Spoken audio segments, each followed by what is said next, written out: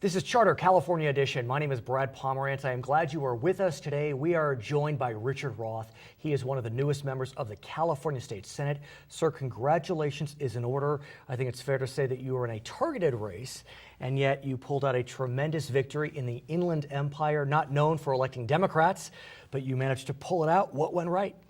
Well, it was a tough campaign. We worked hard. I think the message that we had resonated with the voters, and I guess the result speaks for itself.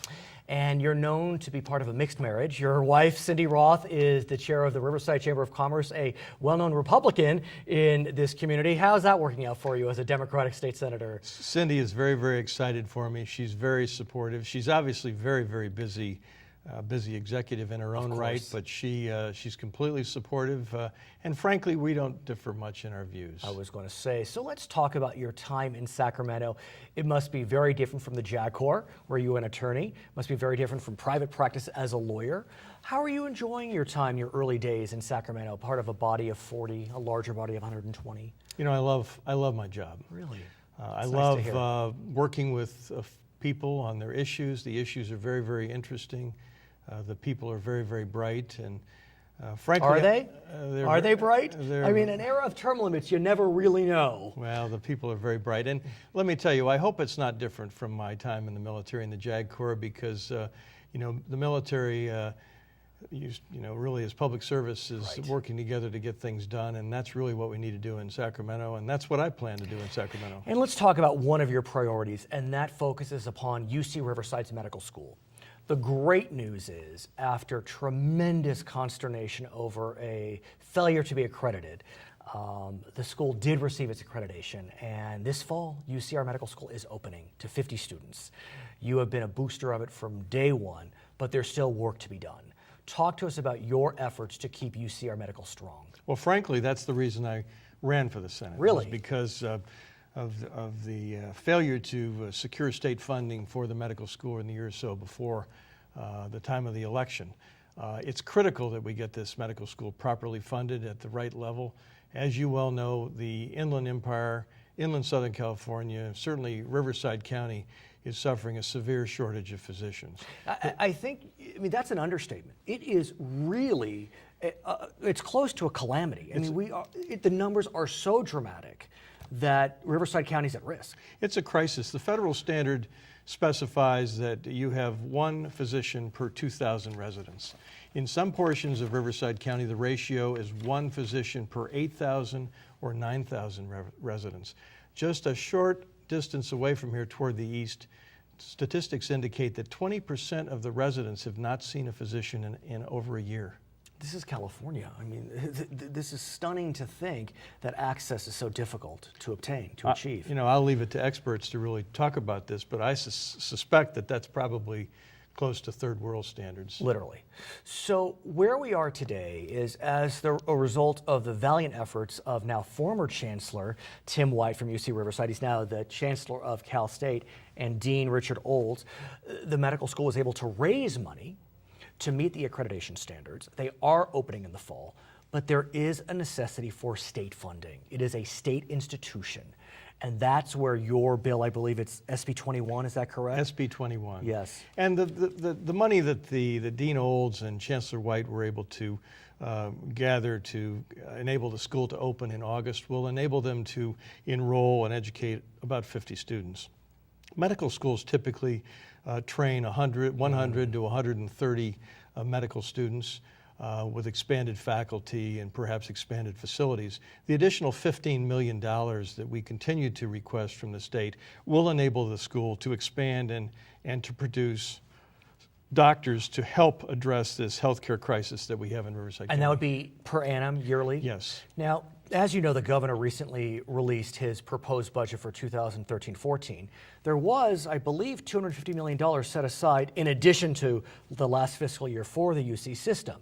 Could UC Riverside access some of that money, or it needs to be a separate pot? Well, the additional money, remember both the University of California and the California State University systems have suffered severe cuts over the past several years. The additional money in the governor's budget will only partially restore funding to UC and CSU. And we need additional funding separate and apart from the medical school. We need additional funding in those institutions because, frankly, education is where it's at in terms of California's growth and jobs in California. I have to ask you, and maybe it's a bit inside baseball, but does it help that you're a Democrat seeking money from a Democratic governor in the final analysis? I mean, I had heard rumors that part of the reason why UCR was not being funded was because the senator from the area, Bill Emmerson, was a Republican, and he had not made nice with the governor. And so, look, politics is what it is. I was not in Sacramento Of at course. the time, so I can't speak to what happened Of course. in those days in prior budget discussions. It seems to me this is a budget issue. The governor, I am certain, knows by now that this is a #1 priority for me, and I intend to be relentless with respect to seeking this additional $15 million in funding for UCR. I want to ask about another issue that is in some ways plaguing this area, and that is 2 new cities that recently incorporated, Eastvale and Harupa Valley. There are 2 others in the Inland Empire that incorporated as well. They are on the verge of insolvency, of disincorporation, not necessarily by any doing of their own, but as a result of a change in formulas as it relates to the vehicle license fee. Many members have been looking to restore that funding for these 4 new cities. It looked like it was going to happen last year. It got vetoed at the last moment. What can you tell us about that issue? Well, as you may know, in 2011, $154 million in vehicle license fees were diverted from the municipalities to realignment purposes. And that's prison realignment. And that's prison public safety realignment. And what that did essentially was, in some cases, cause cities and newly annexed areas to cities to be shortchanged in terms of funding. In the case of Harupa Valley, at the time that occurred, Harupa Valley was literally days away for an incorporation vote. An incorporation vote that was premised on a pro forma that included the vehicle license fee. And so when the money was taken away, it resulted in, as I recall, an approximate 46% reduction. You recall correctly. In the city of Harupa Valley's budget. Catastrophic. And so I am committed to finding a funding fix for this issue with regard to the city of Harupa Valley, Eastvale, Wildomar, and Menifee in Riverside County. All 4 were impacted to different degrees, but clearly impacted. The question, though, is we know that municipalities are suffering. Right next door, San Bernardino, they've declared bankruptcy. Stockton has declared bankruptcy. Mammoth Lakes has declared bankruptcy. Could it be that maybe we should let these cities pass, let them disincorporate? It's just not the right time to try to start a new municipality? Well, I think this is an issue of fundamental fairness. Particularly, let's focus on Harupa Valley. When a city plans its incorporation, prepares financial pro formas based on a funding flow from the state, and literally days away, probably unintended on the legislature's part, the funds designed to go to the city are taken away. I think we need to address that issue. There is a longer public policy issue, a broader public policy issue on whether we're going to have any new incorporations, any newly annexation, any newly annexed areas in the state of California, and if so, how they're going to be funded. But I think we need to deal with these 4 cities and the fix for them at this point. Okay, so as you look forward to your first year in office, what are your hopes? What is your main thrust? What are your goals? Well, obviously, I want the funding for UCR Medical School. I want to make sure that we have a funding fix in place for the city of Harupa Valley and the other 3 Riverside County cities. We're working on veterans. I have issues with respect to veterans and jobs, and veterans and homelessness. With respect to jobs, we're doing some benchmarking in other states to find best practices in the hope to import those best practices to California and directly link veterans with jobs that they're appropriately skilled to perform. We're going to work on transitional housing for veterans. We're working to find some funding for a transitional housing unit in Riverside County as we speak, to help address the homeless issue for veterans. His name is Richard Roth, member of the California State Senate. When we come back, we'll be speaking with Bill Emmerson, also a member of the California State Senate. I'm Brad Pomerance. We'll be back on Charter California Edition.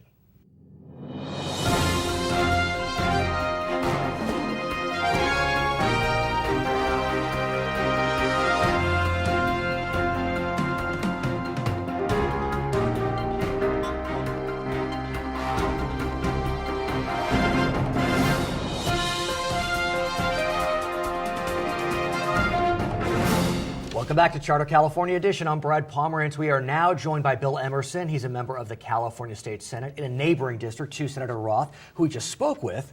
And both you and Senator Richard Roth have been focused like a laser beam on this issue of all newly annexed, or all new cities and cities that have annexed other areas. And specifically in the Inland Empire, we're looking at Harupa Valley, Eastvale, Menifee, and Wildomar. Let's talk about what you're doing in conjunction with Senator Roth to try to make these cities whole.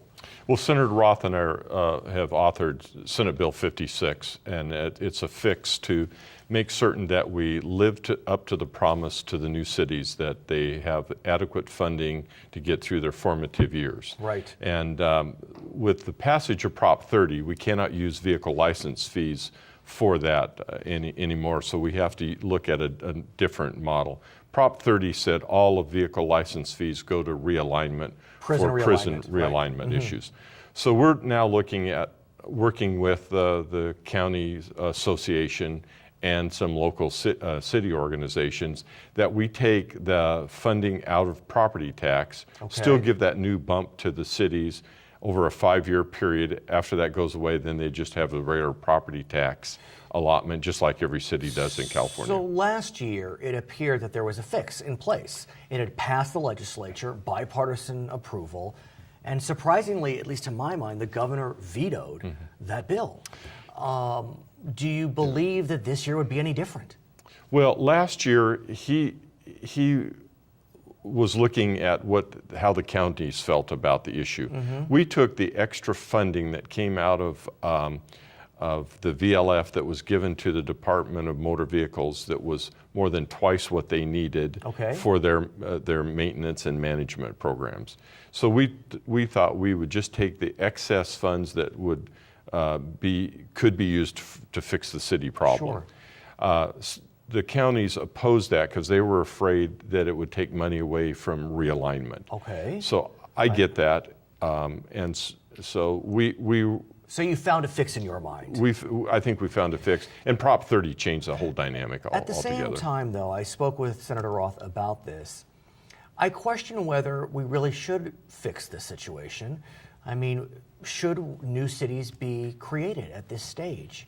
You know, it may be harsh to say, but San Bernardino has filed bankruptcy, Stockton has filed bankruptcy, Mammoth Lakes has filed bankruptcy. More to come. More to come. I mean, we hear rumors about Compton. So if these cities are failing, I mean, do we really want to save new cities, as harsh as that may sound? Well, I'm all for taking a new look at forming cities from here forward, although we made a promise to cities that this was a method that they could go forward and form a city and get the economic needs to fund them. Because the formula changed after These cities formed, the fact. So I say let's keep our promise, and if we want to look at a new method for formations of cities in the future, I'm all for that. Let me ask you about San Bernardino, the city. Do you have a piece of that in your district? I do. You do. So you clearly know the pain that is going on in San Bernardino. Yeah, I mean, I can see it in your eyes. I mean, it is so difficult to see a city that at one time, I mean, in 1977, it was an all-American city, and it is really suffering on so many levels. You know, the state recently rescued Englewood School District that had its unique situation. Is it time for the state to step in to rescue San Bernardino, one of our region and our state's, you know, historic and premier cities? Yeah, it was historically it was where the railroads came into California and the southern portion of our state, and a very important industrial city and manufacturing city, and it's painful to see what's happened there. I think that the state has not been fair to many local governments in terms of taking redevelopment monies away and then asking them to pay back to make up the difference in some tax issues that they had not counted on. And San Bernardino falls into that. They cannot afford to pay back their obligations now that the state say they owe them. As well as the pension obligations. Oh, and the pension obligations were dramatically. Were just totally out of control. Right. And so San Bernardino is going to go through some rough times. We're looking at solutions to help these cities that need help in some type of economic stimulus that they could create jobs and those kinds of things. It may be something like infrastructure development funds or something of that nature. The flip side is there are discussions, there are rumors about disincorporation. Yeah. I mean, is that an approach we should take? Just cut our losses, let the county take over. The county's not in terrible shape, as I understand it. No. I mean, they got their ethics fine. issues, but they seem like they're doing better. No, they're doing. I think they're doing fine. I believe San Bernardino's a charter city, so that. It would have to be voted upon? I think it has to be voted upon. I think you're right. I believe you're right. If I'm not mistaken. So it's something we can't just fix at the state level. Right. It's not a general law city, Right. is my understanding. I may be wrong on Right. that. No, I believe you are right. And so it creates a lot of interesting dynamics. There's some good news that's happening. Amazon. I knew you were going to say that, which is huge news. It's huge news. Explain how big it is. I mean, and let me just give you an anecdote. I live in Los Angeles County. I am getting my Amazon packages the day I order them. I mean, and I'm sure they're coming straight from San Bernardino. I mean, it's huge. Tell me, have you been to the facility? Because I haven't yet. I have not been to the facility, but I think that was dedicated in December. Right. And so they were able to hire about 3,000 employees. That's a lot of employees. Which is a huge number. Right. Their average number of employees is somewhere around 1,000. They increase during the holiday season. Right. But this will only grow, and it allows the state to have a better use of sales tax that we're not getting. It was part of that plan where we will now be taxing online sales, as much as we may hate that. Yeah. I mean, it is a business. Yeah.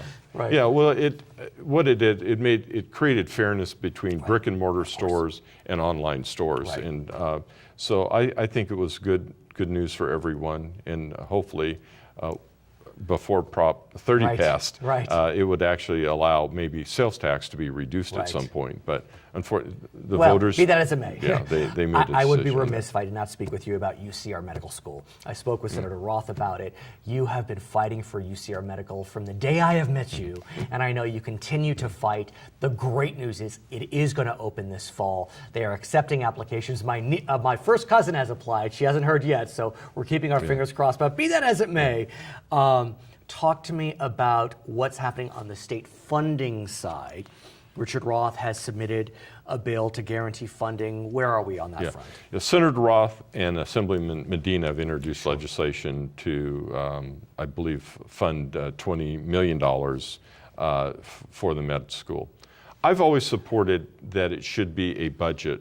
A specific line item. In the budget that the University of California supports. Over the last 2 to 3 years, the university has supported the med school, and the governor has taken it out in the budget process. We know that. So I think the crediting bodies are looking for continuing funding rather than a one-shot funding for the university. So I would.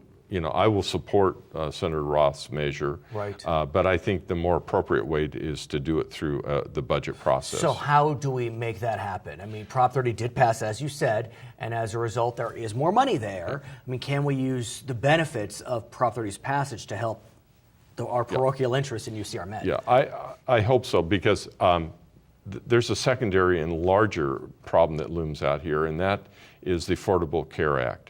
The federal government's going to force a new healthcare delivery system on everyone, and California is totally unprepared with the infrastructure for creating enough physicians and auxiliary health individuals. The Inland Empire, the dearth of, we know that, the dearth of physicians. And that's one of the best arguments for the UC Med School on that Okay, score. I want to thank you so much for joining us. His name is Bill Emmerson. He's a member of the California State Senate. When we come back, we're going to be speaking with the founding dean of UC Riverside's new public policy school. My name is Brad Pomerance. We'll be right back on Charter California Edition.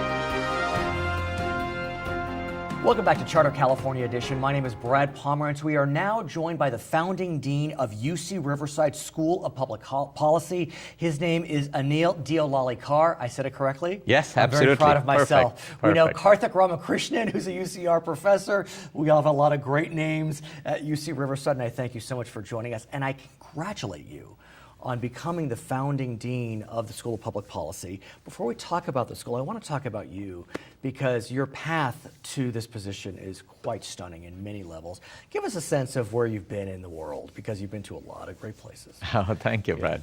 Thank you. No, first of all, thank you for having me over. It is an exciting time for us at UCR and for the community here to see this school finally launched. By way of background... Don't be humble. Don't be humble. Please. By way of background, I'm a development economist, so I work on the economics of developing countries like India, China, Indonesia, Kenya, and so forth. And I have been working in this area for the last 25, 30 years. And you've worked for the World Bank in Africa? Yes. In Asia? You worked for the USAID? And so I worked for a number of international development organizations. I have worked as policy advisor to many developing country governments in Africa and Asia. I spent a year in East Africa. Wow. Where? In Kenya, in Nairobi. Which I hear is actually quite beautiful. Beautiful, one of the most beautiful cities in the world. Actually. And I hear that Nairobi in itself is simultaneously developed and developing. Yes. Is that fair? Yes. It's you would be hard put to find such a cosmopolitan city anywhere else in the world. Let's talk about the Inland Empire, which is developing in a different way. The way I've compared the Inland Empire is as follows. I think about Orange County in the 70s and 80s. That's kind of when that county grew up. And I feel like the Inland Empire is kind of growing up as Orange County did in the last decade and this one. The challenge, though, is that Orange County didn't suffer a hit like the Inland Empire did in its adolescence, I guess you could say. Yes. Talk to us about the challenges this county, this region has hit. Well, I think you identified some of the problems. One, this has been a very rapidly growing region. In fact, the latest California census projections suggest that will be the second largest county in the entire state. Stunning. It's and we meaning Riverside. Right? Riverside. Just Riverside. We won't even consider San Bernardino. Just Riverside. And the fastest growing county in the state over the next 40 years. And what's stunning is if you combine the two counties, over 4 million residents, that is larger than, let's say, 15 states. Yes, absolutely. So, this is it may seem spread out. We do go to the Arizona border, but this is a state in a sense. It is absolutely a state, and it has the problems of a state. Right. And so, what's happened is that this enormous growth in the past as well as upcoming growth in the future has put a lot of stress on the environment, on social services. We have had a lot of immigration. Right. And so along with this growth have come a host of policy problems. I spoke with, earlier in this episode, Senators Richard Roth and Senator Bill Emmerson, who you just met, and we have lamented the fact that one of the reasons why UC Riverside so badly needed a medical school is because there's a dearth of primary care physicians in the Inland Empire. A topic I'm sure that you have studied and will study as part of the School of Public Policy. Absolutely. In fact, we plan to partner very closely with the School of Medicine, and what we are discussing with the School of Medicine folks is possibly offering a joint MD, MPP, a Master's in Public Policy degree, which would be very unusual. It's done only at a handful of universities around the country. Right. And so basically you would add on a year of policy coursework, policy exposure to medical students. Because most medical doctors in the United States who come out of medical school really have no clue as to what is happening outside of the human body. Right. Basically what's happening in society. Especially those that may work in community health clinics. Exactly. Or work in the international arena. So let's back up and talk about the School of Public Policy. It's going to be opening in the fall of 2014. Yes. We still have to get some approvals and permissions. The UC is a big bureaucracy, so to get the curriculum approved, we have to go through several stages of approval. Okay, but we hope that we'll be able let's to presume do it's that. going to happen. It won't have the bump that UCR Medical had, hopefully. So tell us about the school. Tell us about the first year. What's its goals? Where do we see the school going? Well, I mean, the primary goal of there are three main goals of the school. One is to train a cadre of students who can go out and pursue careers in public policy in the region. Just as we have a dearth of medical primary care physicians in this region, we also have a dearth of professional city planners, county planners, policymakers. So what does public policy mean?